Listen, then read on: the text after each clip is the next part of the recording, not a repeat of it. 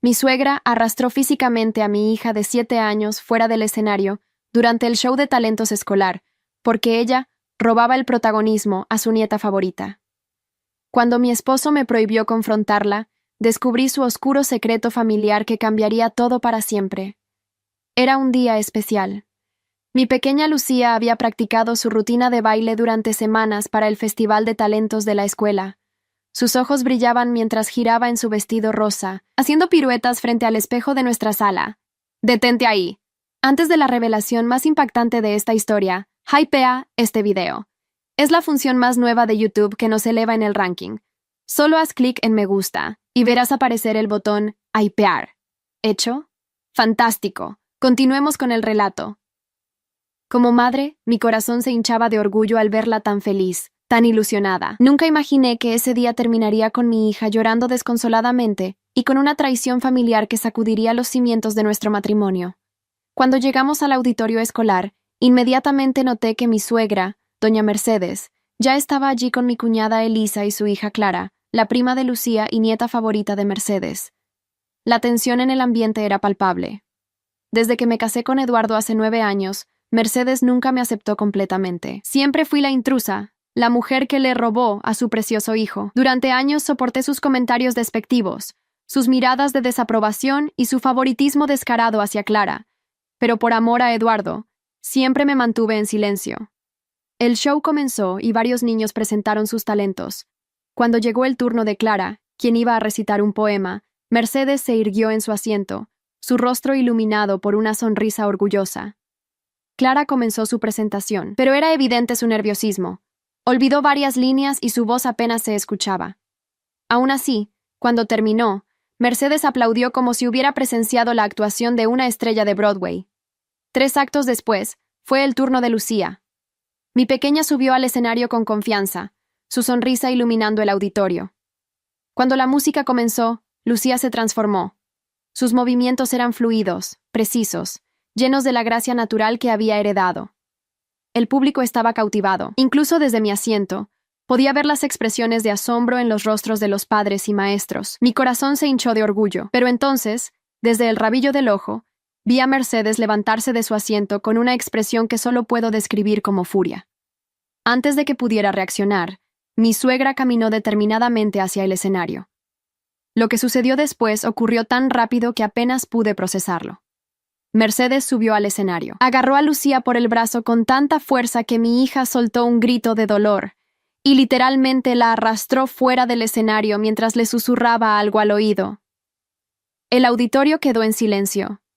Cientos de ojos observaban la escena con horror. La música seguía sonando, pero Lucía ya no bailaba. En cambio, mi pequeña estaba siendo arrastrada como una muñeca de trapo por su propia abuela. Me levanté de un salto y corrí hacia ellas, la adrenalina corriendo por mis venas como fuego. Cuando alcancé a Mercedes en el pasillo lateral, Lucía estaba llorando desconsoladamente. Su pequeño cuerpo temblaba con cada sollozo. «¿Qué diablos crees que estás haciendo?», grité, arrebatándole a mi hija de sus garras. Mercedes me miró con desdén. «Estaba haciendo el ridículo», espetó. «Bailando como si fuera una profesional para humillar a Clara. Tú la pusiste en contra de su prima, ¿verdad? Siempre tratando de demostrar que tu hija es mejor». No podía creer lo que estaba escuchando.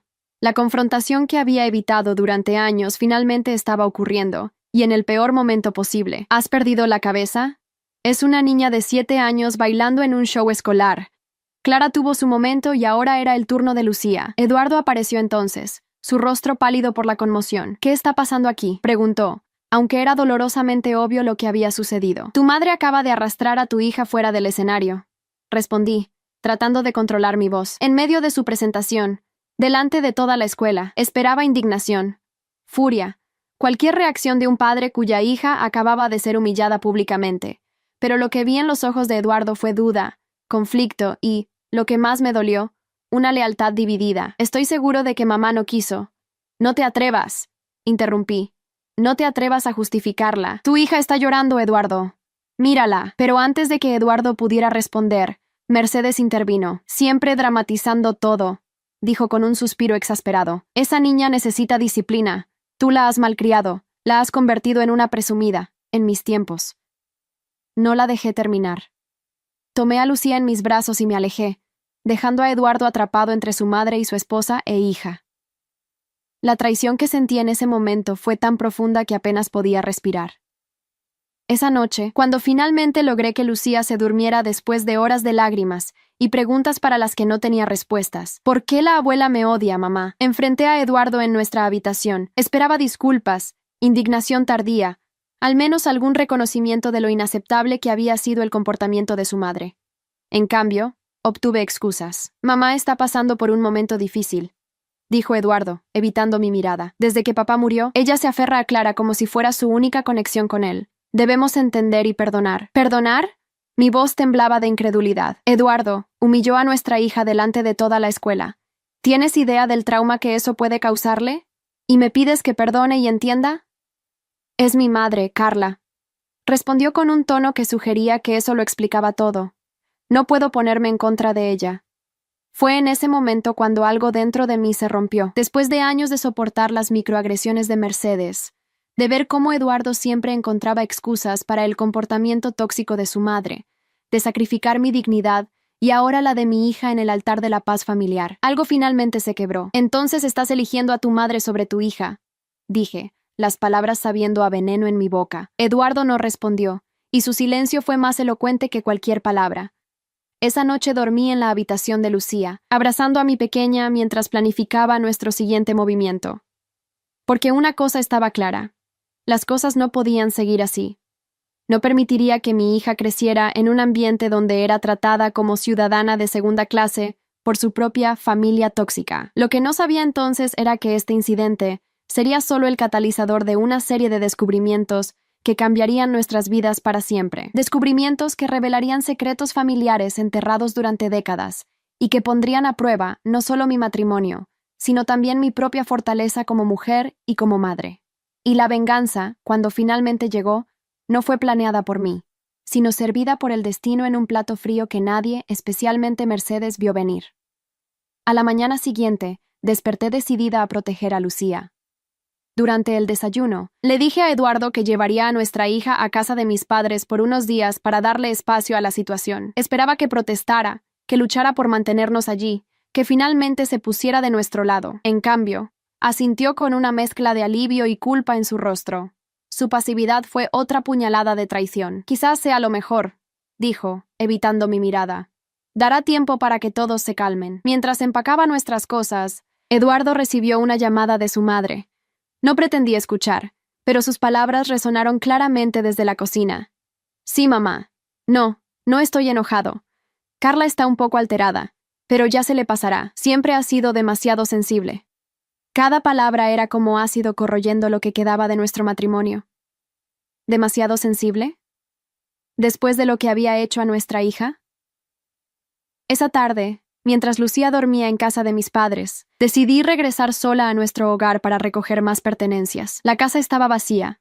Eduardo había salido, probablemente a casa de su madre. Mientras buscaba el osito de peluche favorito de Lucía en su habitación, noté que la luz del despacho de Eduardo estaba encendida. No soy una persona que invada la privacidad de otros, pero algo me impulsó a entrar. Quizás buscaba encontrar alguna explicación para su lealtad ciega hacia su madre. En su escritorio había carpetas dispersas, documentos legales que normalmente no me interesarían.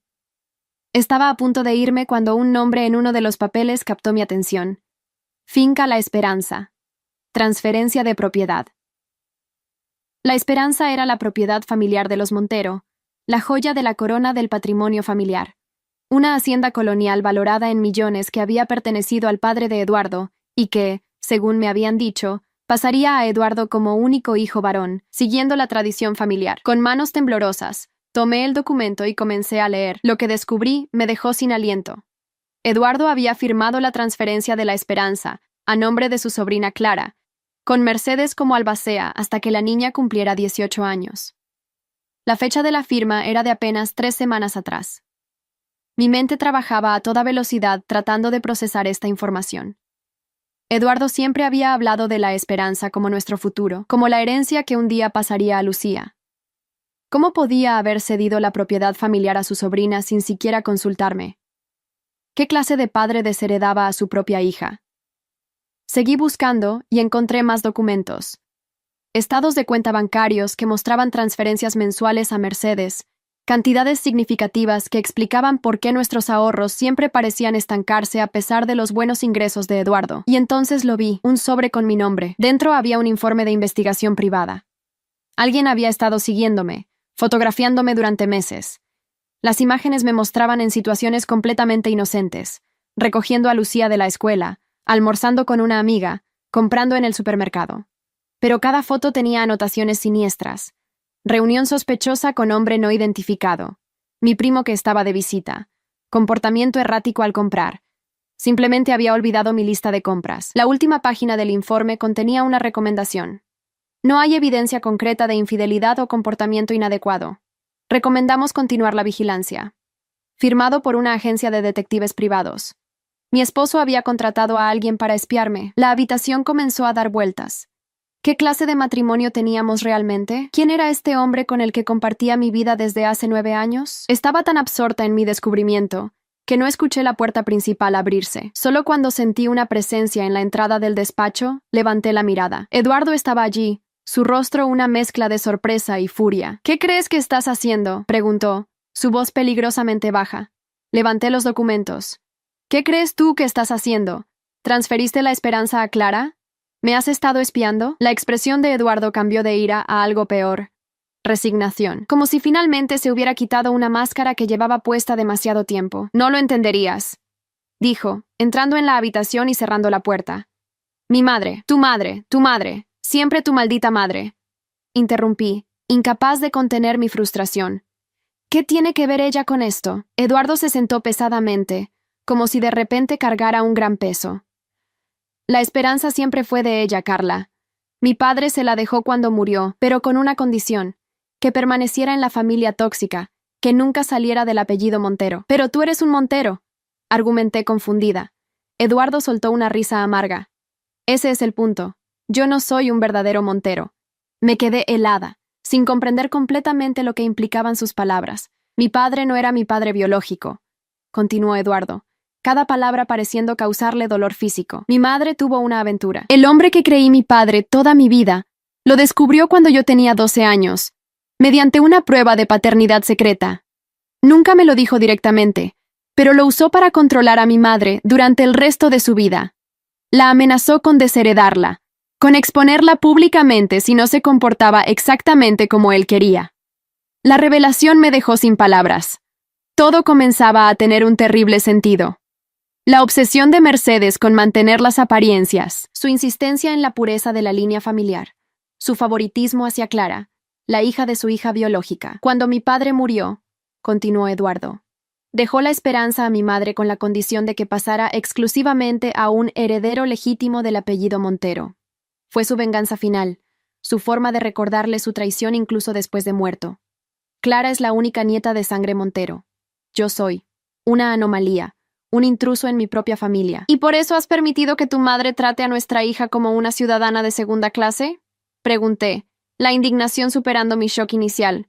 ¿Por eso contrataste detectives para espiarme? ¿Esperabas encontrar algo para deshacerte de nosotras? Eduardo negó con la cabeza, sus ojos suplicantes. No es así. Los detectives fueron idea de mi madre. Ella insistió en que estabas conmigo por el dinero, por la esperanza. Quería pruebas para convencerme de divorciarme de ti. Yo solo quería demostrarle que estaba equivocada. Pero transferiste la esperanza a Clara, señalé, mi voz quebrándose. Desheredaste a tu propia hija. No tuve opción, respondió, su voz un susurro derrotado. Mi madre amenazó con revelar mi verdadero origen, con destruir todo lo que he construido. Mi posición en la empresa familiar, mi reputación. Todo se basa en ser un Montero.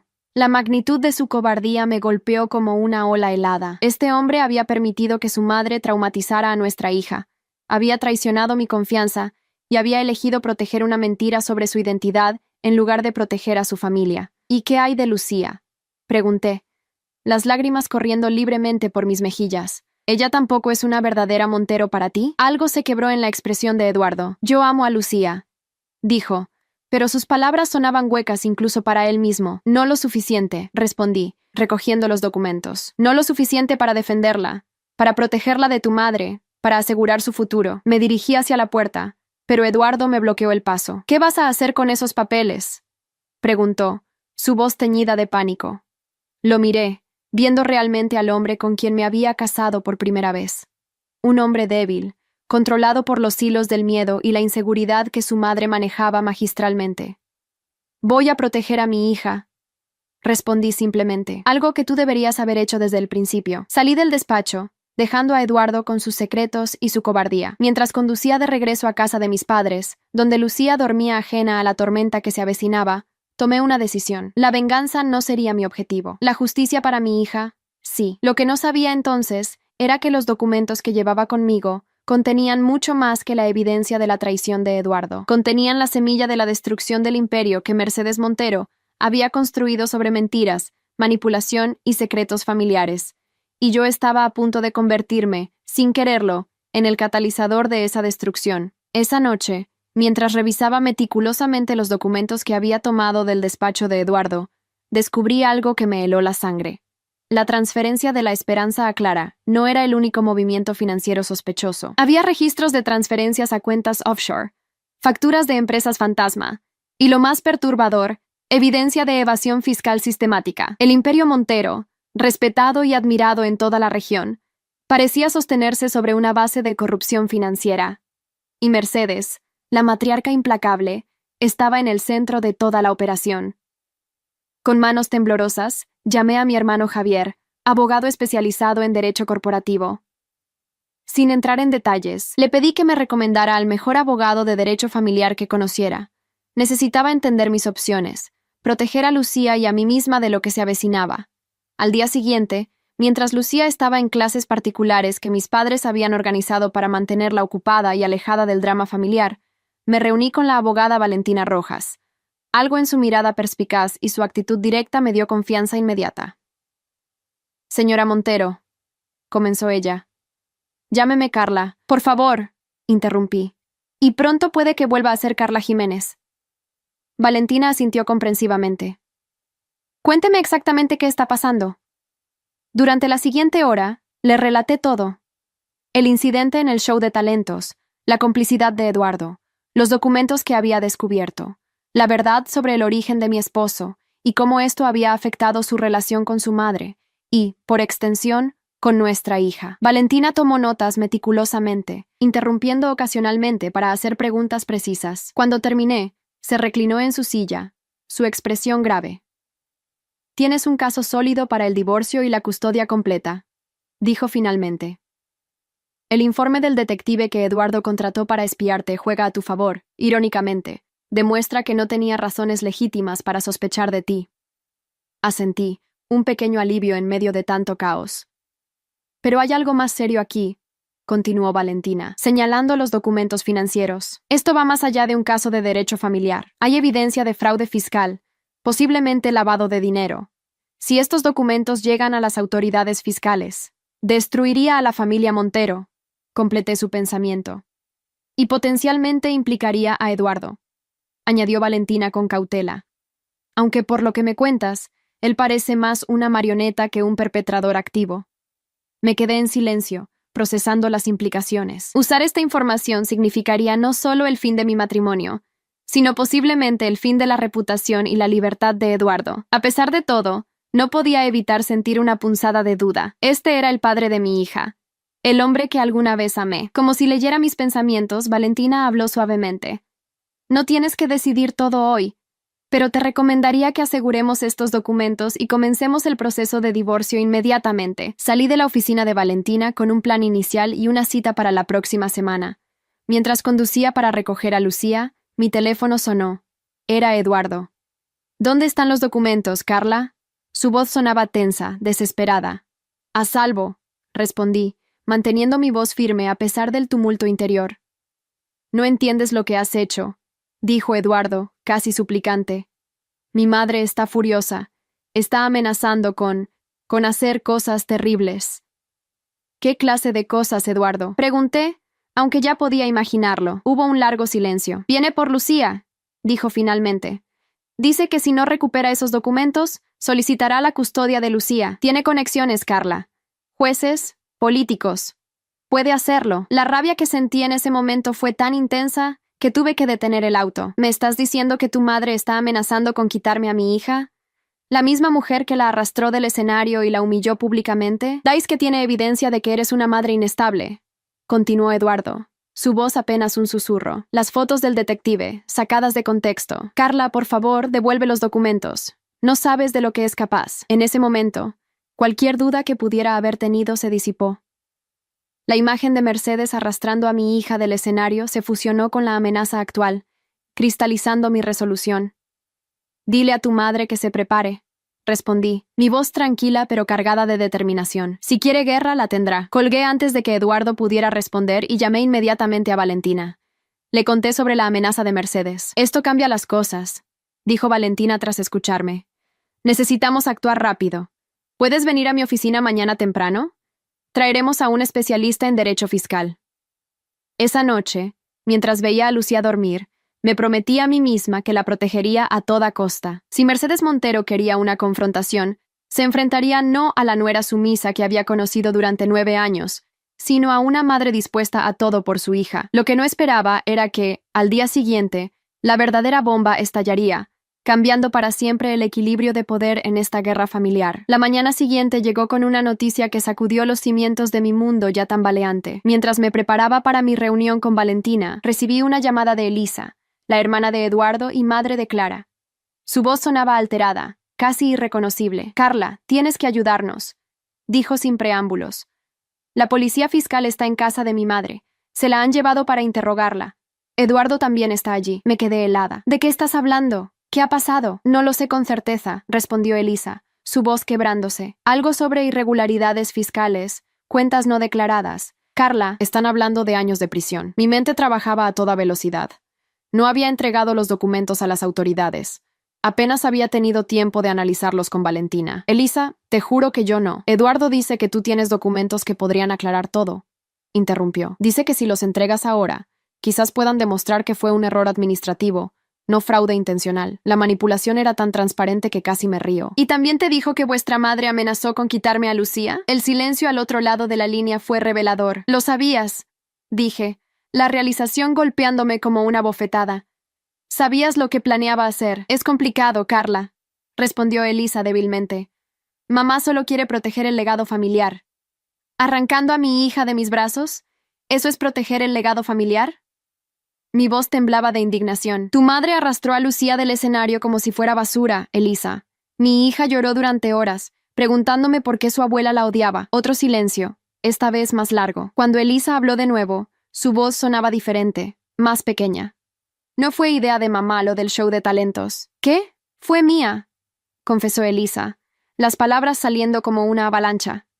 Clara estaba tan nerviosa por su presentación. Había estado practicando durante semanas, pero sabía que Lucía lo haría mejor. Siempre lo hace. Lucía es más talentosa, más segura. Le dije a mamá que sería humillante para Clara ser eclipsada por su prima otra vez.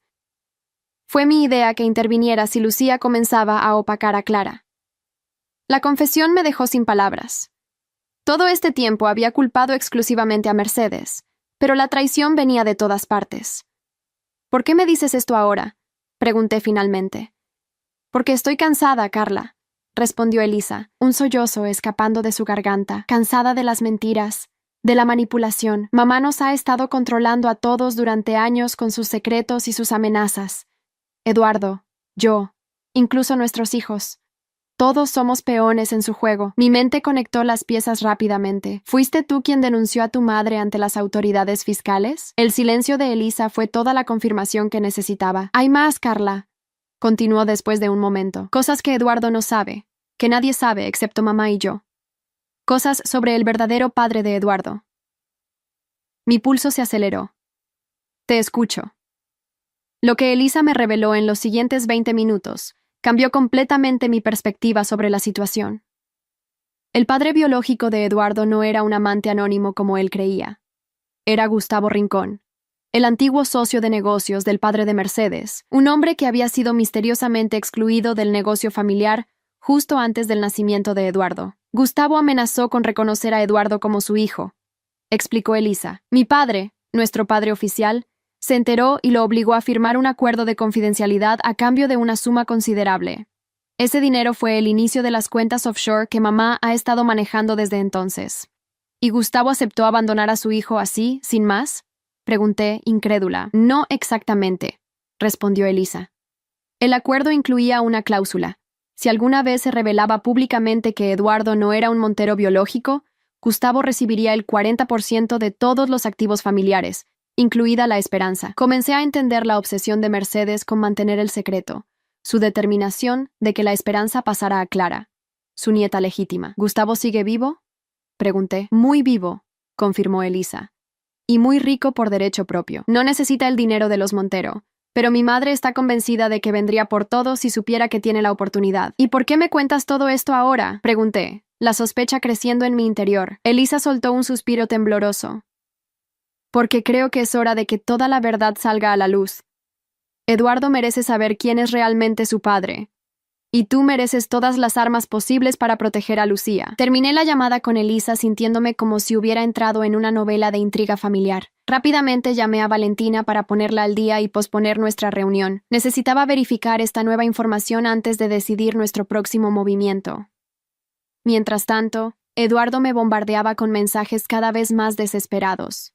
La policía fiscal había confiscado computadoras y documentos de las oficinas de Montero Enterprises. Mercedes había sido liberada tras el interrogatorio inicial, pero estaba bajo investigación formal. No respondí a ninguno de sus mensajes. En cambio, me dediqué a investigar a Gustavo Rincón. Con la ayuda de mi hermano Javier, descubrí que era el CEO de una empresa rival, Rincón Global, con oficinas en la misma ciudad. La ironía era casi poética. El padre biológico de Eduardo había construido un imperio que competía directamente con el negocio de los Montero. 3 días después, con Mercedes y Eduardo aún lidiando con la investigación fiscal, tomé la decisión más audaz de mi vida. Concerté una cita con Gustavo Rincón. Entrar en las elegantes oficinas de Rincón Global me provocó una mezcla de nerviosismo y determinación. Había dejado a Lucía al cuidado de mis padres, diciéndoles solo que tenía una reunión importante relacionada con la situación con Eduardo.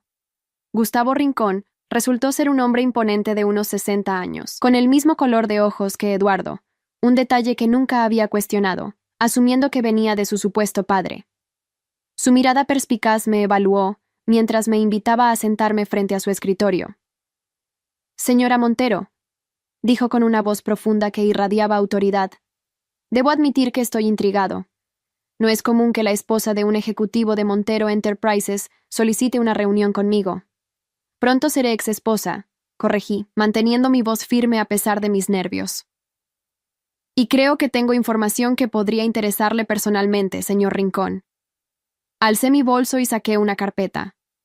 Dentro había colocado una foto reciente de Eduardo junto a una foto de juventud de Gustavo que había encontrado en Internet. El parecido, cuando se veían una junto a la otra, era innegable. Gustavo tomó las fotos con manos ligeramente temblorosas. Por un momento, su máscara de ejecutivo implacable se deslizó, revelando a un hombre profundamente afectado. «¿Dónde conseguiste esto?», preguntó finalmente, su voz apenas un susurro. «La verdad tiene formas de salir a la luz», respondí. «Señor Rincón, sé que Eduardo es su hijo biológico. Sé del acuerdo que firmó hace más de 30 años, y creo que ya es hora de que Eduardo sepa la verdad». Gustavo me miró fijamente, evaluándome. «¿Por qué vienes a mí con esto ahora? ¿Qué buscas? Justicia», respondí simplemente. «Para mi hija, para Eduardo, incluso para usted. Mercedes Montero ha manipulado y controlado a todos a su alrededor durante décadas. Ha amenazado con quitarme a mi hija. Ha forzado a Eduardo a desheredar a su propia hija en favor de su sobrina». Le conté todo. El incidente del show de talentos, los documentos que había encontrado, la investigación fiscal, las revelaciones de Elisa. Gustavo escuchó en silencio, su expresión volviéndose más sombría con cada nueva revelación. «Siempre supe que Mercedes era despiadada», dijo finalmente.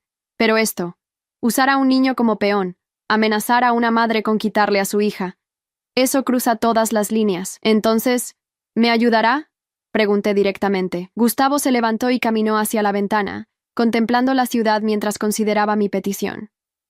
Cuando se volvió hacia mí, había una nueva determinación en sus ojos. ¿Qué propones exactamente? Mi plan era simple en teoría, aunque complejo en ejecución.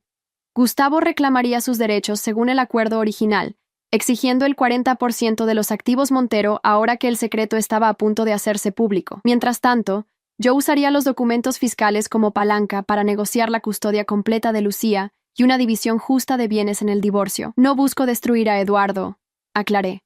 Solo quiero proteger a mi hija y asegurar nuestro futuro. Gustavo asintió lentamente. Y yo solo quiero la oportunidad de conocer a mi hijo, después de todos estos años. Cuando salí de las oficinas de Rincón Global 2 horas más tarde, sentía como si hubiera sellado un pacto con el diablo. Pero a veces, enfrentar a demonios requiere aliarse con otros demonios. Y si Mercedes quería jugar sucio por el futuro de mi hija, yo estaba dispuesta a jugar más sucio aún. Lo que no podía prever era cómo reaccionaría Eduardo cuando todos los secretos familiares finalmente salieran a la luz. Ni cómo esta cascada de revelaciones transformaría no solo nuestras vidas, sino todo el legado de los Montero. El día del enfrentamiento final llegó más rápido de lo que esperaba. Una semana después de mi reunión con Gustavo, recibí una citación para una reunión familiar en La Esperanza. El mensaje, enviado por el abogado familiar de los Montero, indicaba que Mercedes deseaba resolver amistosamente los malentendidos recientes y discutir el futuro de Lucía. Consulté inmediatamente con Valentina, quien me aconsejó no ir sola bajo ninguna circunstancia. Es una trampa, advirtió. Quieren intimidarte, posiblemente conseguir que firmes algo bajo presión. No tengo intención de ir sola, respondí, un plan tomando forma en mi mente.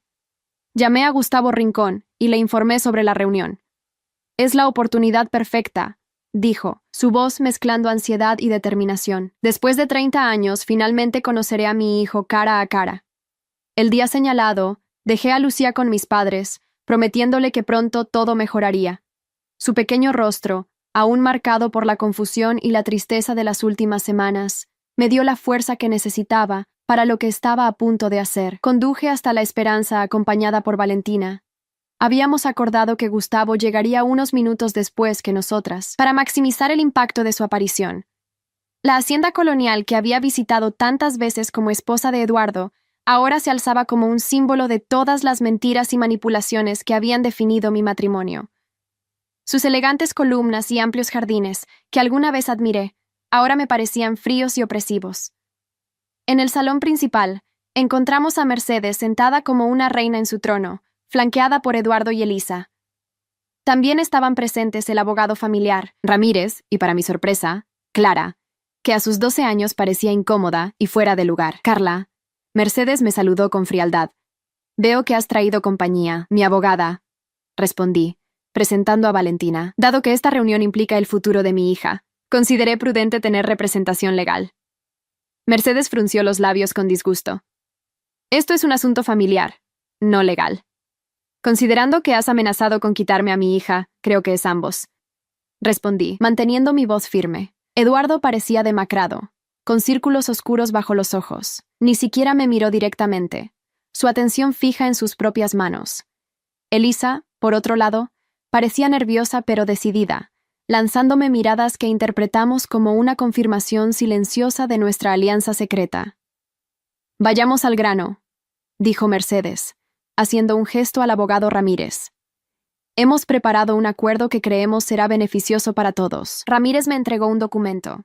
Mientras lo hojeaba, mi indignación crecía. Era esencialmente un acuerdo de divorcio que me otorgaba una pensión mínima a cambio de la custodia compartida de Lucía, con Eduardo como tutor principal.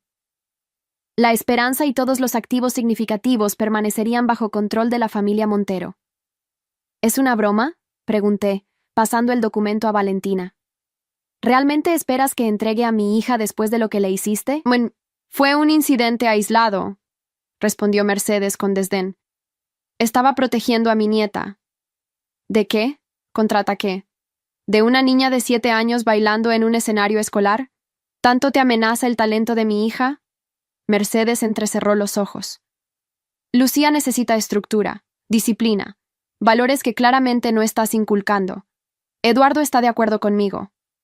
Miré a mi esposo, esperando que al menos ahora, confrontado directamente, defendiera a su hija, pero Eduardo permaneció en silencio, su cobardía más evidente que nunca.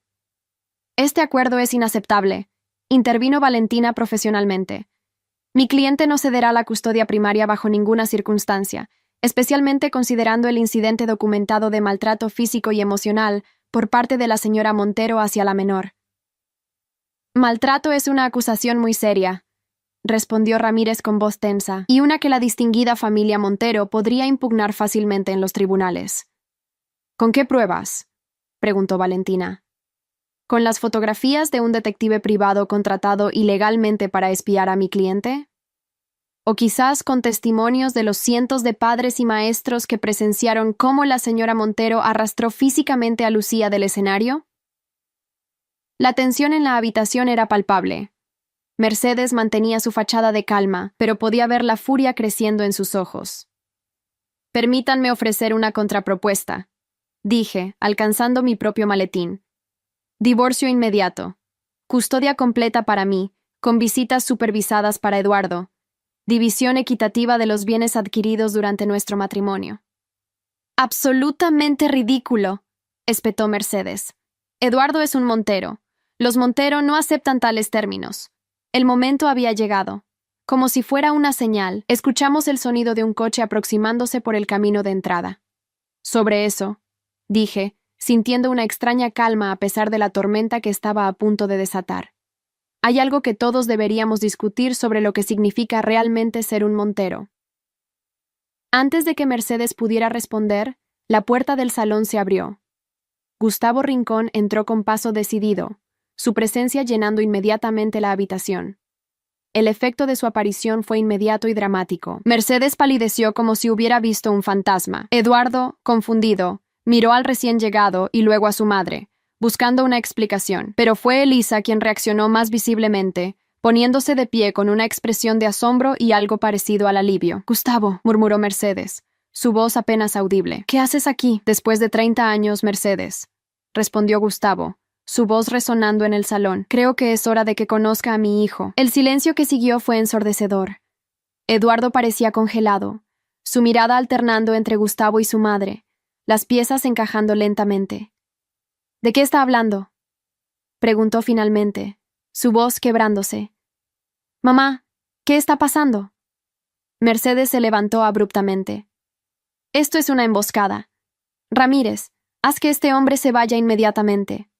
«Me temo que no será tan simple», intervino Valentina, sacando un documento de su maletín. «Tenemos aquí una copia del acuerdo firmado hace 30 años entre la señora Montero, su difunto esposo y el señor Rincón.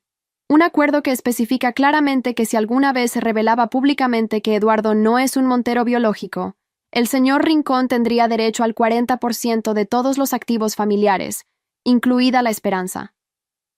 Eduardo se puso de pie, su rostro una máscara de conmoción y traición. «¿Es verdad?», preguntó directamente a su madre. «¿Este hombre es mi padre biológico?».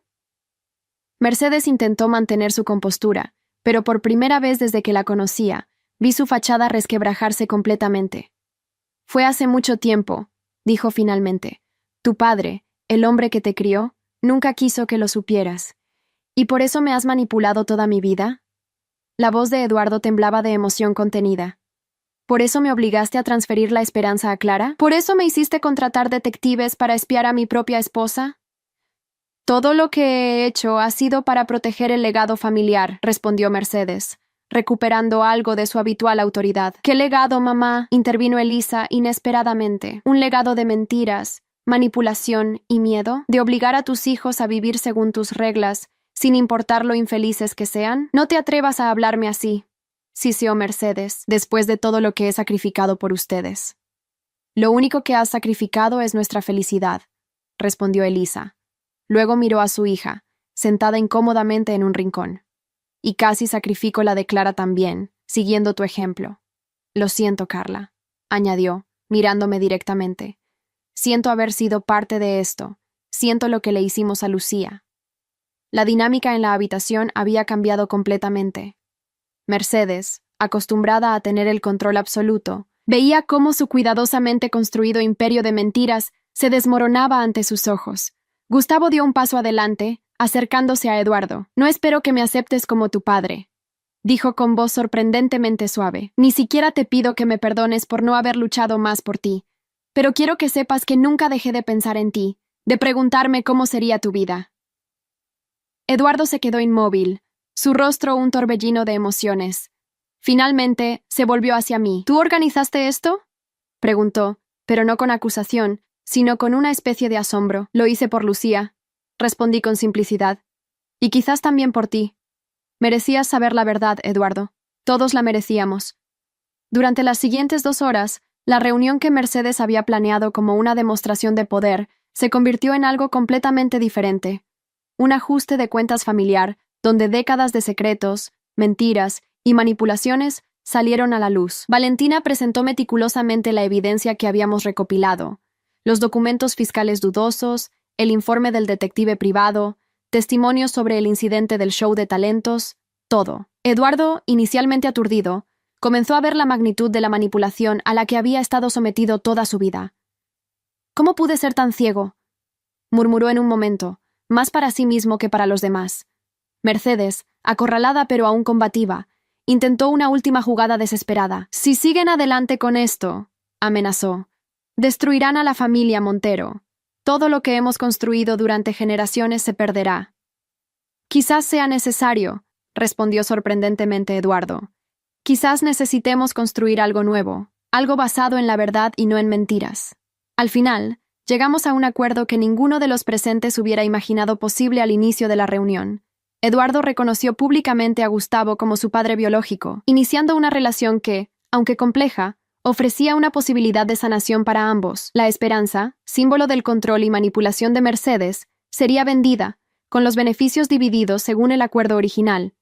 40% para Gustavo, el resto distribuido equitativamente entre Eduardo y Elisa. Mercedes, enfrentando la investigación fiscal y la pérdida del control sobre su familia, aceptó retirarse a una residencia más modesta, renunciando a cualquier reclamación sobre Lucía. Nuestro divorcio procedería de manera amistosa, con custodia compartida pero primaria para mí, y un acuerdo financiero justo que aseguraría el futuro de Lucía. Cuando finalmente abandonamos La Esperanza esa tarde, sentí como si un peso enorme se hubiera levantado de mis hombros. Eduardo me acompañó hasta mi coche, alejados de los demás. «Lo siento», dijo simplemente, su voz cargada de arrepentimiento. «Siento no haber sido lo suficientemente fuerte para proteger a Lucía, para protegernos a todos».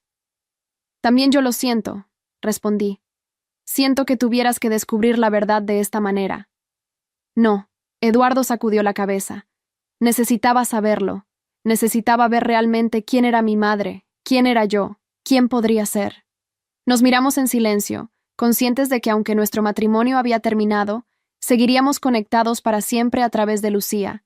Y quizás, con el tiempo, podríamos construir una nueva relación basada en el respeto y la honestidad que había faltado durante tantos años. «¿Crees que Lucía podrá perdonarme algún día?», preguntó Eduardo, la vulnerabilidad desnuda en su voz. «Los niños tienen una capacidad asombrosa para perdonar», respondí, «especialmente cuando ven que sus padres están tratando sinceramente de cambiar». 6 meses después, la vida había cambiado drásticamente para todos nosotros. La Esperanza había sido vendida a una fundación que planeaba convertirla en un centro cultural, un destino mucho más noble que ser el símbolo de una dinastía construida sobre mentiras. Mercedes, enfrentando las consecuencias legales de las irregularidades fiscales, había aceptado un acuerdo que incluía una multa sustancial y arresto domiciliario. Su imperio se había desmoronado, pero sorprendentemente, esto parecía haberla liberado de alguna manera. En nuestros escasos encuentros, vi destellos de una mujer diferente, menos rígida, más reflexiva.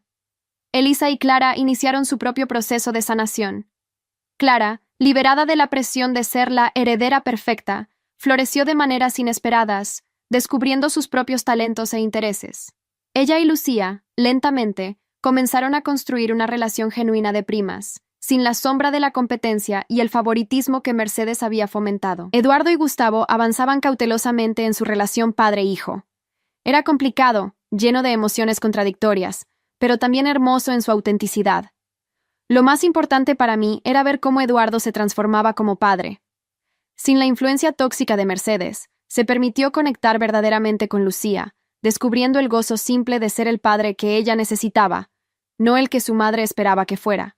En cuanto a Lucía y yo, encontramos nuestro propio camino. Compré una casa modesta pero acogedora, no lejos de donde Eduardo se había establecido, facilitando nuestro arreglo de custodia compartida. Lucía volvió a bailar, su confianza restaurada gradualmente. El recuerdo del incidente del show de talentos perdía fuerza con cada nueva actuación exitosa, con cada aplauso genuino. Un año después del fatídico show de talentos, Lucía participó en otro festival escolar. Esta vez, todos estábamos allí para apoyarla.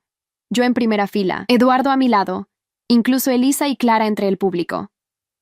Cuando Lucía terminó su rutina, perfecta en su imperfección infantil, la ovación fue estruendosa. Mientras la veía hacer reverencias, su rostro radiante de alegría pura, supe que habíamos hecho lo correcto. La venganza nunca había sido mi objetivo, sino la justicia.